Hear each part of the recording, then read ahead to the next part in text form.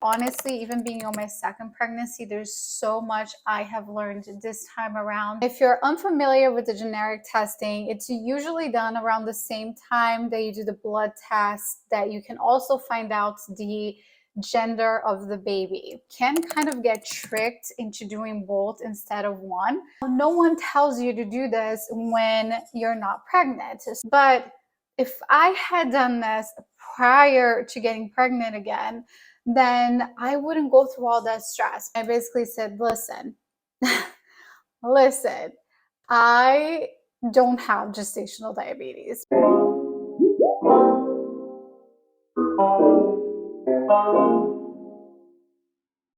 Hello and welcome back to my channel. And if you're new here, welcome. My name is Talita.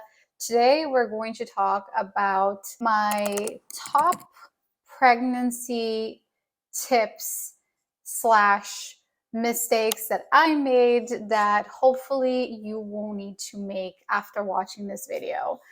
I am on my second pregnancy right now. I'm due in about 3 months or less, mid-May. So I've learned a thing of two, and I felt like this video was really important to just have a sit down chat with you guys. If you're currently pregnant, especially if you're in your first pregnancy, I'm sure this will be so helpful. But honestly, even being on my second pregnancy, there's so much I have learned this time around that I didn't the first time around, and I'll explain why. There's a lot to uncover here, so let's get started. First thing I wanted to talk about and share with you guys, and this is due to my personal experience, is the generic DNA testing. And if you're unfamiliar with the generic testing, it's usually done around the same time that you do the blood test, that you can also find out the gender of the baby. Normally, that's a little bit confusing because it's blood work that you get done, and they are often done together. So you can kind of get tricked into doing both instead of one, but you can opt out of doing the generic screening, the generic DNA testing. Now, my first pregnancy, I was not pushed or forced to doing it. In fact, my doctor, my OB, actually said, you know what, based on your backgrounds, because my husband is American and I'm Brazilian, we have very opposite backgrounds, then the likelihood of you having to worry about anything coming up is very, very low. So he didn't even really worry about us getting this done. Now, the second time around, the entire office was like, we have everyone do this, you must do this, blah, blah, blah. And I felt a lot of pressure into getting it done. And I remember that day even asking them, did I do this for my first pregnancy? Because I wasn't familiar with the term that they use for this test. And they said, yes, you did. And because they said I did, then I figured, okay, maybe it's not the test that I'm thinking about, because I still remembered vividly the ROB telling us that there was no need to do that test. So, okay, here I am. I go get the blood work done. It tests your DNA for 425 possible diseases that you could potentially pass on to your child. 2 came back positive for me. 1 was not so serious, still scary, and the second one was really, really serious, really scary. You can imagine the stress that brought on to me and my pregnancy. That was around, I want to say 12 weeks or less. Just the stress alone, not worth it, personally. Here are my thoughts on genetic screening. Unless you feel like, depending on what comes back, you're going to decide to not have that baby, that is one thing. Which, to that, I would say I highly recommend getting this test done if you are curious as to whether your DNA matches with your husband's, to do this before you decide to get pregnant. Now, no one tells you to do this when you're not pregnant, so you wouldn't even think, it wouldn't even be a thought to do that. But if I had done this prior to getting pregnant again, then I wouldn't go through all that stress because I would already have an answer, and I would then make a decision on getting pregnant again, knowing somewhat how things would go, because as we all know, it's still unpredictable. Everything is still kind of up in the air. You don't know until the baby's born, right? But for the most part, you would kind of have an idea and a peace of mind going into it. That is what I would recommend in this case. Do it prior. Another thing to keep in mind on this test is it's expensive. It is so expensive. I mean, if you have a really good insurance, you're still paying, I want to say $500, but if you don't have insurance, you're going to pay way, way more, like in the thousands. So just something to keep in mind when you get to that point in your pregnancy and they want to do a generic DNA testing, then ask questions. Ask a lot of questions. Don't do what I did. Don't be passive about it. Second thing, the second mistake I made in my second pregnancy is taking the glucose test. I know that if you've been with me in this journey, you've watched my video most likely by now on how I failed my 3-hour glucose test. It's a really long story, to be honest, but long story short, once I started testing at home, my numbers were not only not high, I believe it's like 120 or less is where they want you to be after breakfast, lunch, and dinner, but they were actually more on the lower side. They were like in the 70s, 80s, like they were all really normal. It was like a normal range the entire time. And I was not asked to change my diet drastically. It was really just have more carbs and no sweets, which I don't have a sweet tooth. But because they said no sweets, I really wanted to test it out and see for myself. If I had sweets, would it spike up my numbers? Because based on what I'm being told is if I do have it, if I do in fact have gestational diabetes and an insulin resistance, then if I have things that I shouldn't have, like ice cream and a chocolate croissant, for example, then my numbers should really spike up. Like my body will not work properly, and I will be able to see that. And anytime I tested, and I tested multiple different ways to see how my body would react, my numbers were okay. So once I figured this out, I then spoke up. I spoke up with my OB and I spoke up with my dietitian. And I basically said, listen, listen, I don't have gestational diabetes, because work with me here. If I did and I had all these things that you asked me not to have, then my numbers would have spiked up. Not once did they spike up. Not, in fact, they were extremely normal the entire time. Not even close to the 120 that you guys are asking us to be, which tells me that there is no problem here.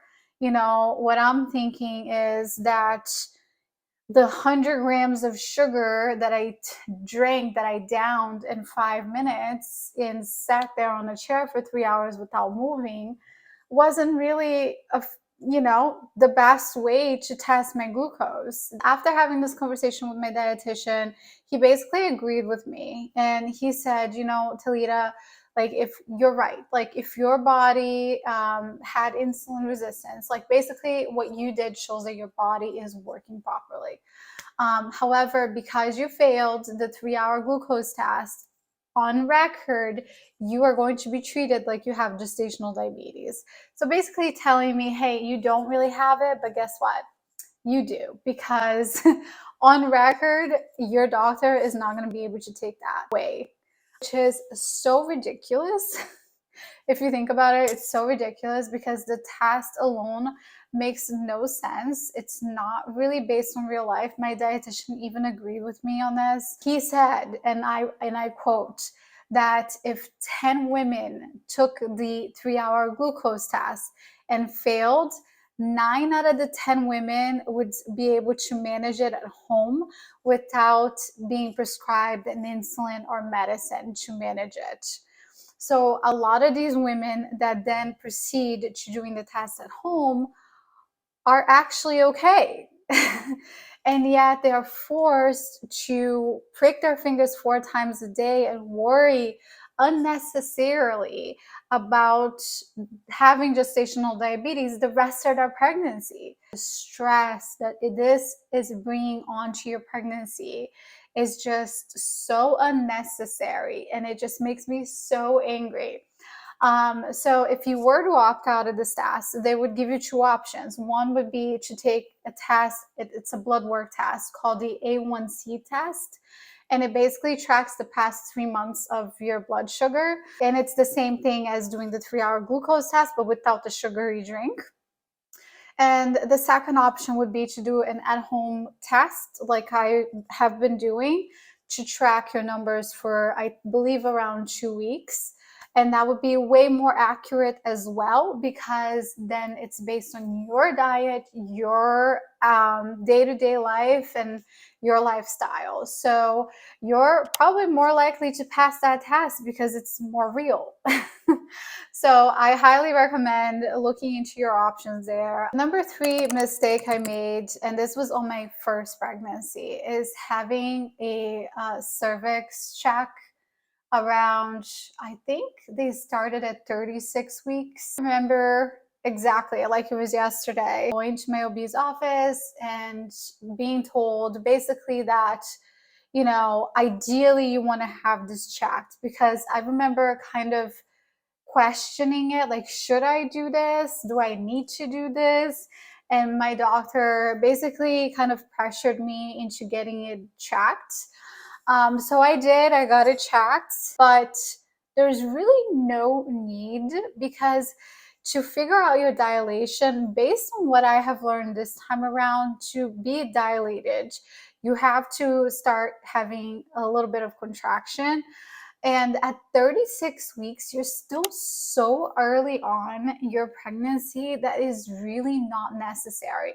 Once you really start feeling contractions, like, your body will tell you that you're ready, that you're getting close to labor.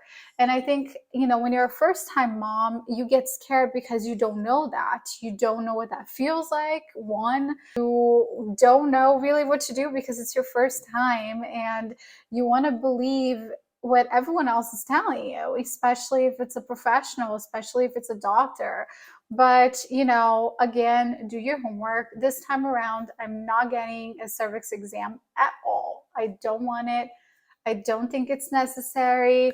I want my body to just naturally progress and see how it goes from there. You know, I think that once I have my contractions, it's pretty freaking obvious when you have it. Trust me, you will feel it, you will know, and various signs of you're getting close to being in labor, which I'm not going to talk about in this video, but you know, you can research and find what some signs are, various things that will happen to your body that will kind of give you hints like, hey, baby's coming.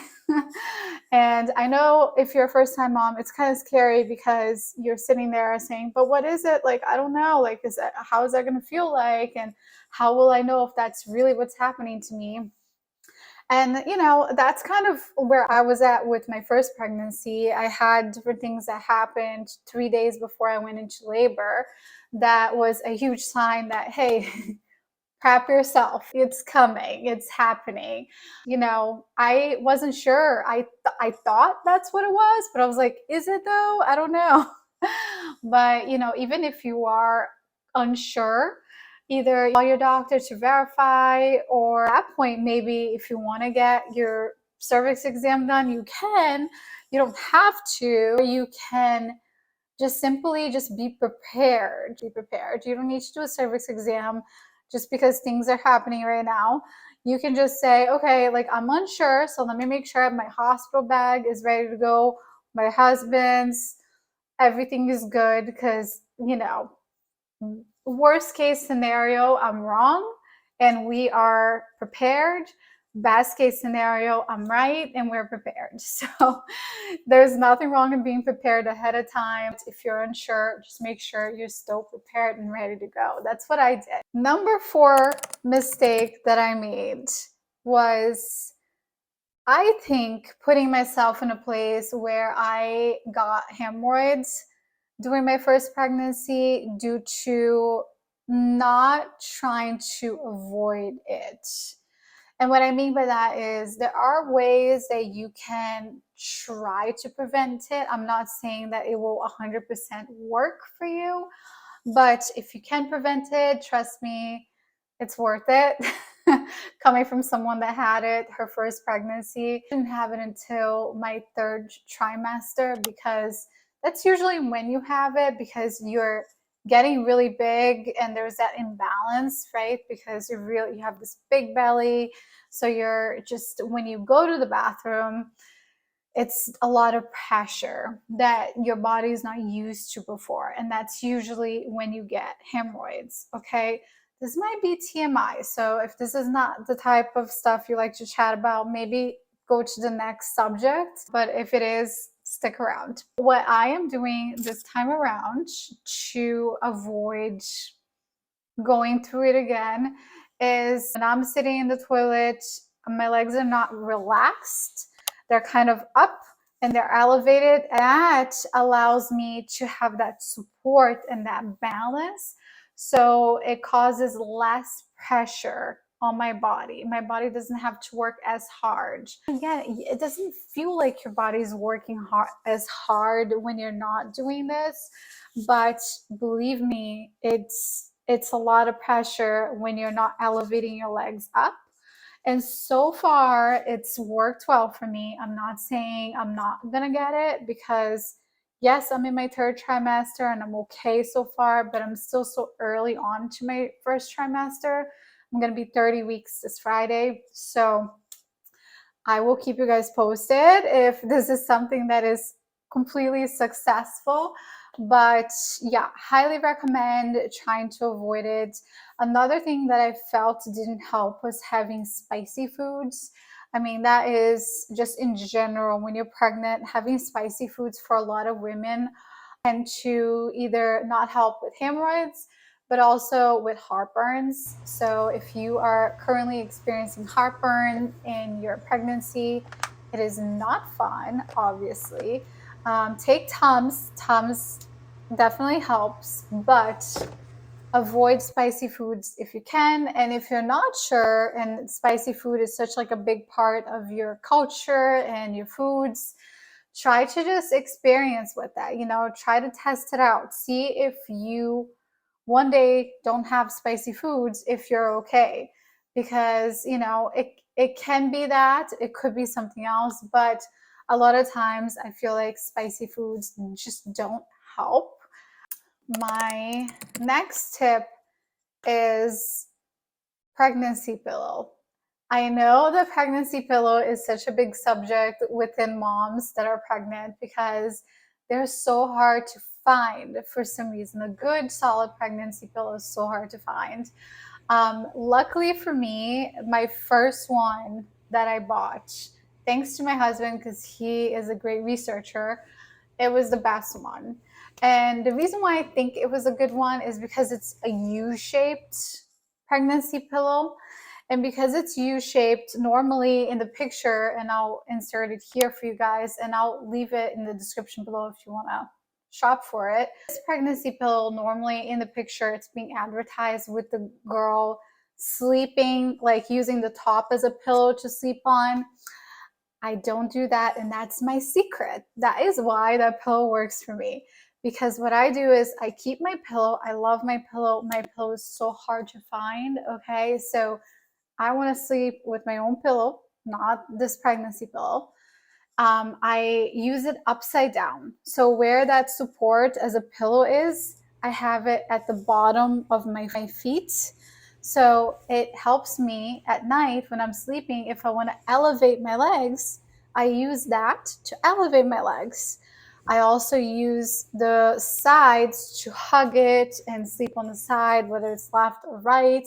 So I have that support where it's putting pressure on my legs, but also sleeping comfortably in my own pillow, because obviously we all have our preferences with pillows. So if you're depending on a pregnancy pillow to offer you support like your regular pillow, it's just going to be almost impossible to find, in my opinion, because pillows are just such a personal item to begin with, to find and to get. But I feel like you should just stick with your own pillow, but use the U-shaped one upside down so you can elevate your legs and you can do all the things. And trust me, it's heavenly.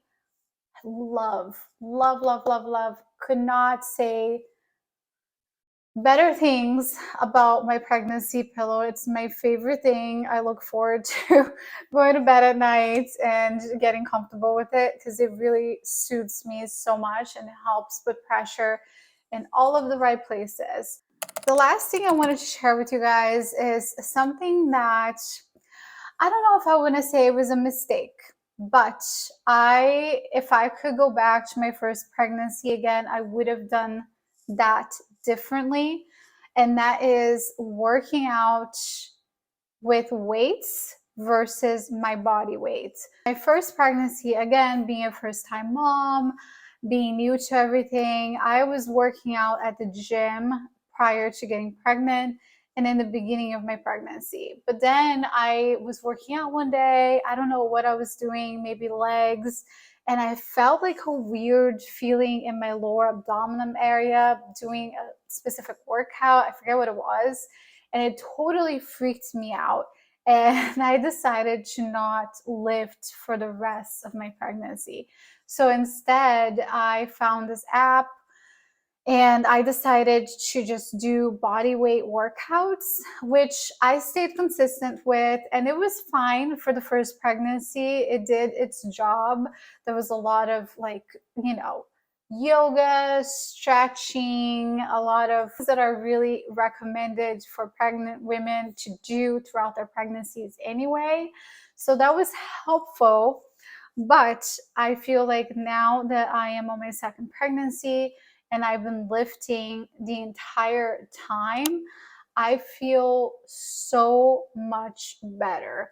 And I'll give you an example. My first pregnancy, I had such bad sciatica pain. Oh my gosh, it was so bad. Sciatica was like problematic for me pretty much the entire pregnancy. And I found ways to relieve the pain, did my stretches, and it did help. But I remember like sometimes I could hardly walk. I was under so much pain because of it. And I don't know, it could not be that I'm lifting this time around that it's helped. It could be just a coincidence that I happen to be lifting this time around and I'm not getting it, but I'm really not getting the discomfort that I was getting the first time around. A lot of pain that I was feeling in my body, I am not feeling. So sciatica, I'm not going to say I haven't had it. I have it here and there, but it's so minor. And every time I stretch during a workout, it just kind of goes away. I feel like if I'm consistent with my workouts and lifting, I don't get it. So working out, lifting has just made me feel so much better. One, it's giving me more energy. Two, I feel like I look better, like physically look better. I think because lifting, you are burning a lot more calories, you are working out more intensively. So it's keeping you in probably better shape than a body weight workout. Really, if you want to do both, that's awesome. If you don't want to do just like lifting and, you want to switch it up, that's good too. But I just did body weight workouts the first time around the entire time. And I can just tell it's been a huge, huge difference. That is my last tip that I wanted to share with you guys that I've learned this pregnancy. If you have any tips and lessons that you have learned your first or second time around being pregnant, please leave it down below. I'd love to hear what you have learned, what you're doing differently. And again, as always, thank you so much for watching this video. Thank you so much for being here. And if you haven't subscribed yet, don't forget to subscribe, Share with a friend that needs to hear this today, and I will see you next time.